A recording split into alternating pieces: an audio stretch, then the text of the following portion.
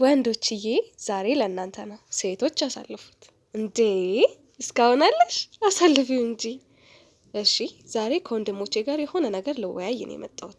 በተለምዶ የምትላት ነገር አለች። ውይ ጊዜዋ ደረሰ መሰለኝ። እንኳን የማወራው የማደርገው ሁሉ ነው የሚያበሳጫት።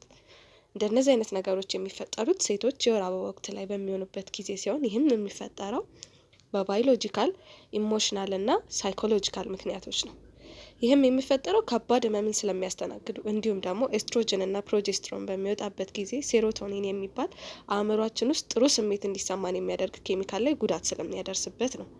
እና ከእንደዚህ ጋር የተያያዙ ጠለቅ ያሉ መረጃዎችን የማግኘት ፍላጎት ካላችሁ 6628 ላይ ኦኬ ብላችሁ በመላክ ወይንም ደግሞ ካፕሽን ላይ ያስቀመጥንላችሁን www.efoy.com ሊንክን በመጠቀም ከጤና ጋር የተያያዙ የሐኪም ምክሮችን ማግኘት ትችላላችሁ።